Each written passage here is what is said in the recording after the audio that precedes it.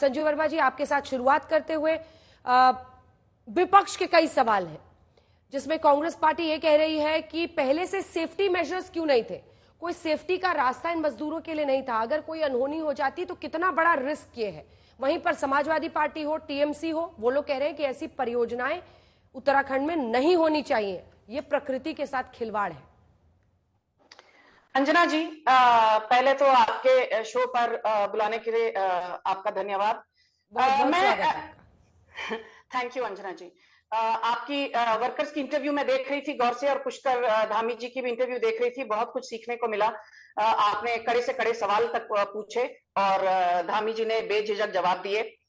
एक कहावत है, आदत से मजबूर हर शख्स है यहाँ, आदत से मजबूर हर शख्स है यहाँ, कभी सच्चा कभी झूठा कभी फरेबी है यहाँ, कभी सच्चा कभी झूठा तो कभी फरेबी है यहाँ। मैंने ये पंक्तियां क्यों बोली? क्योंकि कांग्रेस आदत से मजबूर है। कुछ साल पहले अरुण जेटली जी, हमारे दिवंगत नेता, उन्होंने कहा था Rahul Gandhi is a compulsive contrarian. और कुछ साल पहले आदरणीय प्रधानमंत्री जी नरेंद्र मोदी जी ने कहा था एक खान मार्केट गैंग है जो पेरिनियल पेसिमिस्ट हैं। ये हमेशा ये जो पानी का ग्लास है, इसको हमेशा ये लोग हाफ एम्प्टी देखते हैं, कभी हाफ फुल तो देखते ही नहीं।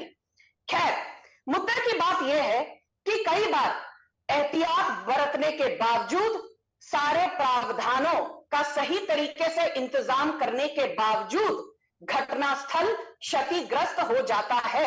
उस वक्त जो शीर्ष नेतृत्व है, उसके लिए सबसे बड़ा सवाल यह होता है कि राजनीति तो अपनी जगह होती रहेगी, पॉलिटिकल आइडियोलॉजी को पछाड़ते हुए, राजनीति को पछाड़ते हुए, मानवता को आगे रखते हुए क्राइसिस मैनेजमेंट, संकट में जो हमारे लोग ग्रस्त हैं, उनको अभी संकट से कैसे, आपदा से कैसे निकाला जाए।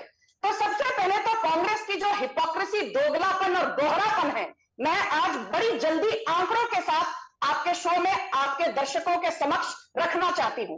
राहुल गांधी, इनके जितने भी नेता जो आकर टीवी डिबेट पर गाली गलौज करते हैं, इनको मैं ये पूछना चाहती हूं, आज 41 हमारे श्रमिक सेफ एंड साउंड सुरक्षा सहित बाहर निकल आए सिलकियारा सुरंग से। आप वो दिन भूल गए, दिसंबर 2 और दिसंबर 3, 1984 भोपाल गैस लीक के बाद। कहते हैं ऑफिशियल आंकड़ा तो 20,000 है, बट 6 लाख से ज्यादा लोगों की मौत हो गई या उनके परिवार तहस नहस हो गए। और भोपाल गैस लीक के सिर्फ 4 दिनों के अंदर राजीव गांधी ने सारे एहतियात बरत के यूनियन कार्बाइड के चेयरमैन वॉरेन एंडरसन को सही सलामत अमेरिका तक पहुंचा दिया, जबकि वॉरेन एंडरसन को यहां पर ट्रायल में लेकर कोर्ट में कटघरे में खड़ा करके उनसे सवाल करने चाहिए थे। यह है कांग्रेस की राजनीति। बात मैं 1984 की करते ही नहीं है अंजना जी, हाल ही में अगस्त 2023 और सितंबर 2023 आंकड़े कहते हैं कि हिमाचल प्रदेश में मूसलाधार बारिश हुई, टॉरेंशियल रेन्स, लैंडस्लाइड्स के बाद 74 लोगों की मौत हुई। 74 लोगों की मौत हुई, जिससे 18 लोग तो मलबे के नीचे दबकर मर गए। राहुल गांधी के मुंह में फेविकॉल जम गया। कर्नाटक में 40 लोगों की मौत हो गई जुलाई और अगस्त में मूसलाधार बारिश के कारण।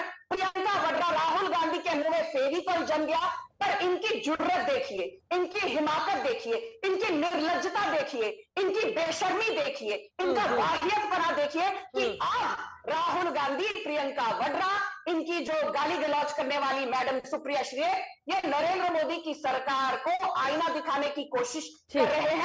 ठीक है संजू जी, 10 सेकंड जल्दी ताउम्र गालिब मैं ये धूल करता रहा, धूल चेहरे पर थी और मैं आईना साफ करता रहा।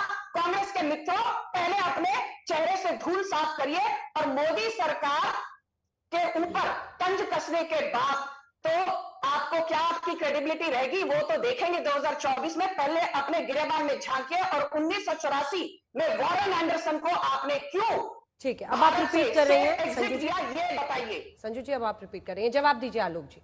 वो आपको आईना दिखा रही हैं, वो कह रही हैं कि कांग्रेस की सरकारों ने ऐसी आपदाओं के वक्त पर मुजरिमों का साथ दिया था। इसलिए आज जो आप सवाल खड़े कर रहे हैं वो बेमानी है। आलोक जी, देखिए, मुझे लगता है कि अभी के वक्तव्य से पूरे आज तक के दर्शक समझ गए होंगे कि भाजपा की क्या सोच है। मैं समझता हूं कि जो यूनियन कार्बाइड कंपनी थी और तमाम जो कंपनियां उस समय पर भोपाल गैस कांड में भी रही, उनके वकील चेक कर लीजिएगा, अरुण जेटली जी तो नहीं थे उनको बचाने वाले। खैर, आज का वो विषय नहीं है। सबसे पहले तो उन सभी लोगों को सर झुकाकर नमन करती है कांग्रेस पार्टी, जिन्होंने इस पूरे ऑपरेशन में अपनी मदद की और पूरी तरह से अपनी जान पर खेलकर इन 41 लोगों को बचाया। लेकिन अब मैं पूछना चाहता हूं, 1 साल पहले मोरबी की घटना इसी तरह की हुई थी और बीजेपी से जुड़े हुए लोग थे। अंजना जी, हमने और आपने भी सवाल उठाए थे। आज अनऑफिशियल सूत्रों से पता चला कि सब के सब पूरी तरह से वहां से बरी तो नहीं हुए हैं, लेकिन जेल से बाहर आ चुके हैं। पुलवामा का 5 साल होने को आ गए, 2 महीने बाद 5 साल हो जाएंगे। आज तक ये नहीं पता चला है कि उसमें कौन जिम्मेवार था, क्या किसी अधिकारी की गलती थी कि नहीं थी। कानपुर में रेल हादसा 2016 में हुआ, कितने लोग, दर्जनों लोग मरे। एनआई ने जांच की, 1 साल बाद जांच बंद हो गई। 2 साल पहले अभी उड़ीसा में एक बहुत बड़ा रेल हादसा हुआ, उसकी जांच में कौन सी जांच कहां तक पहुंची पूरा देश जाने, किस क्लर्क के ऊपर आकर तलवार लटका दी। विपक्ष का काम होता है कि वो अगर कहीं पर कोई सवाल है तो उसको उठाए। पहले सवाल मेरा, 1 मिनट, पहला सवाल, नवयुगा कंपनी की क्या हिस्ट्री है? क्या बीजेपी से जुड़े हुए किसी आदमी की कंपनी है ये? पूरा मीडिया इस कंपनी का नाम लेने से क्यों डर रहा है?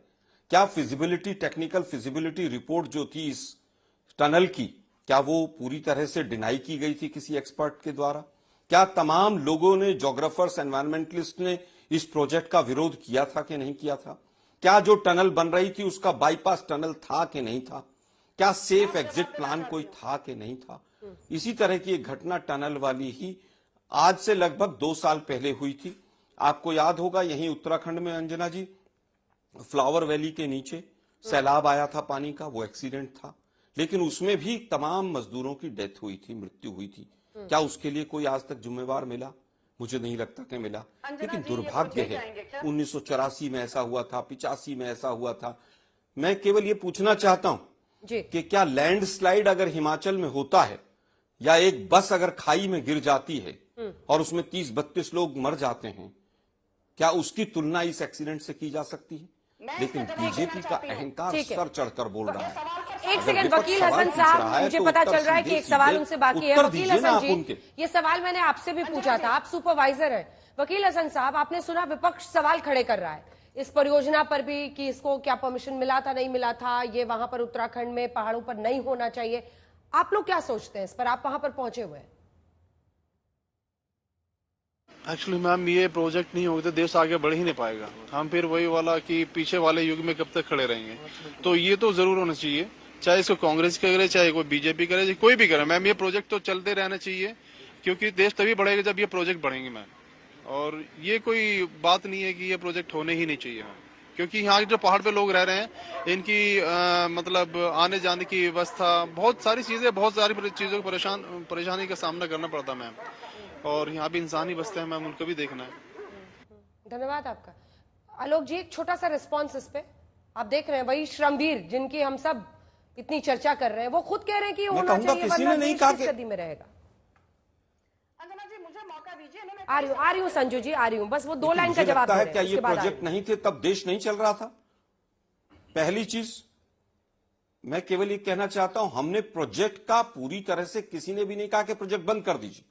हम फिजिबिलिटी रिपोर्ट, टेक्निकल रिपोर्ट, कहां से होना चाहिए, क्या बाईपास टनल बननी चाहिए कि नहीं बननी चाहिए, और अगर ये भी सवाल नहीं पूछने हैं तो मुझे लगता है कि आज एक रेजोल्यूशन पास हो जाना चाहिए कि देश में जितनी मर्जी बड़ी दुर्घटना हो, ये विपक्ष सवाल नहीं पूछेगा। ठीक है, और मीडिया केवल उन टॉपिक्स पर बात करेगा जो मोदी जी के फेवरेबल होंगे। किसी अधिकारी की हिम्मत है आज कि वो आकर ये कह दे कि प्रोजेक्ट नहीं होना चाहिए? आलोक जी, हमने अगले 5 मिनट में सस्पेंड हो जाएगा वो अधिकारी। आपसे, आप ही से तो बात की ना आलोक जी, और इसी पर तो डिबेट कर रहे हैं। ठीक है, ठीक है। अब संजू जी जवाब दीजिए। वो कह रहे हैं कि प्रोजेक्ट या परियोजना को रोकने की बात विपक्ष नहीं कर रहा है। दोनों की आवाज नीचे कीजिए प्लीज। एक तो ना चिल्ला चिल्ली करनी हो तो कहीं और जाना पड़ेगा। आराम से बात करें ताकि दर्शक भी सुन पाए। प्लीज, आई एम रिक्वेस्टिंग, जब तक मैं नाम ना लूं प्लीज मेरे शो में ना बोलें। Please wait for your turn. I am sorry. मेरा सवाल यह है आपसे संजू जी, वो कह रहे हैं कि विपक्ष क्या सेफ्टी को लेकर सवाल खड़े कर रहा है।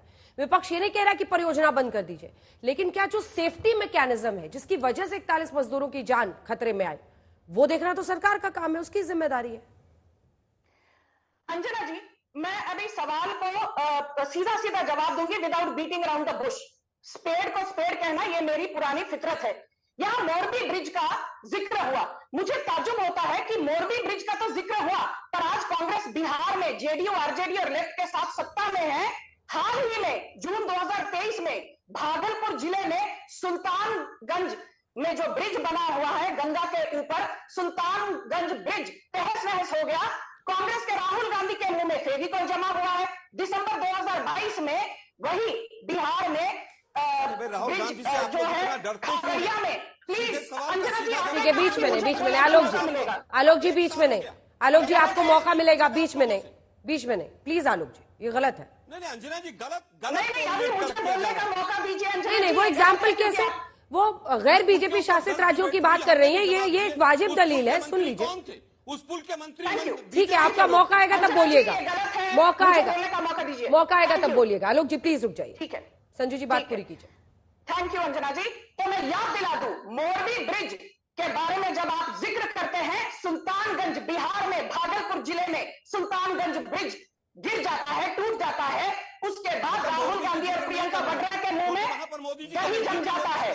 ठीक है अंजना जी, ये गलत है क्योंकि आपने इनको बहुत लंबा। आलोक जी आई एम सॉरी, मुझे फिर आवाज नीचे करने का कॉल लेना होगा। आलोक जी आई एम सॉरी, ना मैं शाउटिंग मैच नहीं होने दूंगी।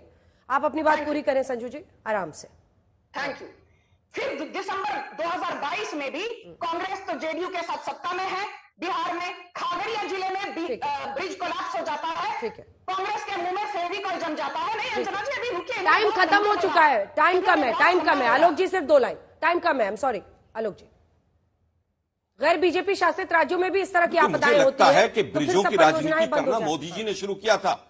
दीदी ओ दीदी, 10 से 20 प्रोजेक्ट तो गुजरात में गिर गए हैं, 10 से 20 पुल। कोई पूछने वाला है? हम पूछेंगे। अगर हमारे 41 मजदूर कहीं पर फंसेंगे और मोदी जी की नजदीकी कंपनियां, बीजेपी की नजदीकी लोगों की कंपनियां उसमें इन्वॉल्व होंगी, तो हम सवाल पूछेंगे कि सेफ्टी क्यों नहीं रखी गई।